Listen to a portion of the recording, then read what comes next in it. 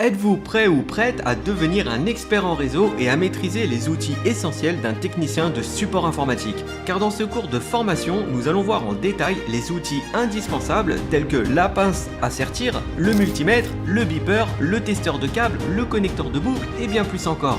Alors restez bien avec moi tout au long de ce voyage pour découvrir comment ces outils peuvent transformer votre approche du dépannage et de l'installation réseau.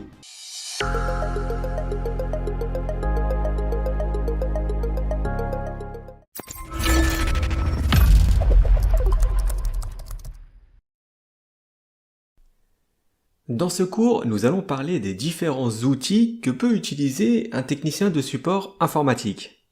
Et on commence par la pince à sertir. C'est une pince qui permet de sertir les RJ.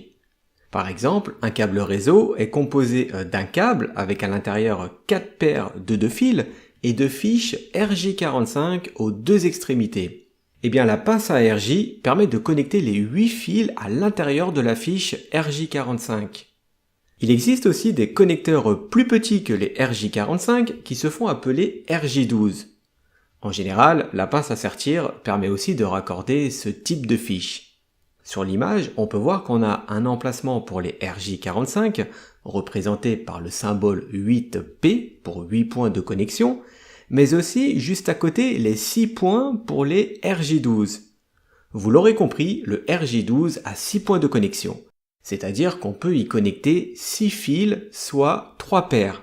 Voici une image qui vous montre la différence de taille entre une RJ45 et une RJ12. On y voit clairement les points de connexion représentés par les broches métalliques. Il existe aussi le RJ11 qui est une fiche à 4 points de connexion pour 2 paires. C'est principalement utilisé pour les modems. À noter qu'avec la pince à sertir, vous pouvez aussi dénuder le câble réseau avec les lames coupantes juste en dessous des endroits où l'on insère la fiche réseau. Passons au multimètre qui n'est pas réservé qu'aux électriciens. Le multimètre ou le testeur est un appareil qui permet de prendre des mesures électriques.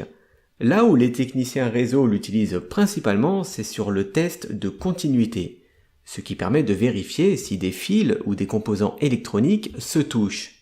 En parlant de boucle, il y a aussi le beeper qui permet de suivre la continuité des fils. C'est d'ailleurs un outil très utilisé pour les techniciens téléphones car ça permet de suivre les lignes téléphoniques qui ont été repiquées à différents endroits. Le beeper du technicien télécom, c'est comme le ballon d'un footballeur. C'est l'outil indispensable du métier des télécoms. Pour les techniciens support, l'outil qui sera plutôt utilisé, c'est le testeur de câbles. Grâce à cet outil, on est capable de savoir si les fils qu'on vient de raccorder avec la pince RJ sont bien dans le bon ordre aux deux extrémités, ou bien si certains fils sont mal raccordés. Pour le coup, cet outil est l'outil indispensable du technicien support. On a vu les équipements permettant de repérer des défauts sur le câble. Et bien maintenant, on va en voir un qui permet de créer une boucle. Il s'agit du connecteur de boucle. C'est un périphérique qui permet d'identifier les problèmes réseau mais aussi de carte réseau. C'est un moyen efficace de tester la capacité de transmission mais aussi la sensibilité du récepteur de l'équipement réseau.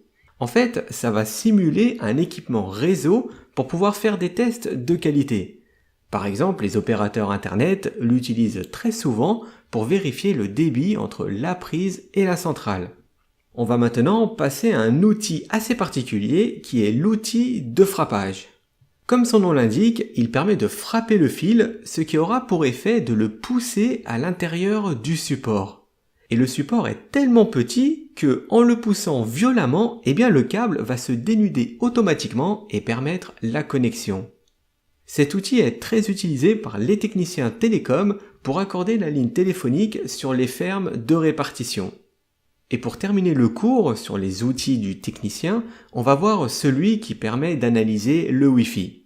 Un logiciel qui analyse le Wi-Fi permet de lister les réseaux sans fil autour de vous, d'avoir des graphiques sur la qualité des réseaux sans fil, d'afficher les clients connectés à votre réseau Wi-Fi et même d'indiquer l'encombrement Wi-Fi sur les canaux, ce qui est très utile pour trouver le meilleur canal à accrocher.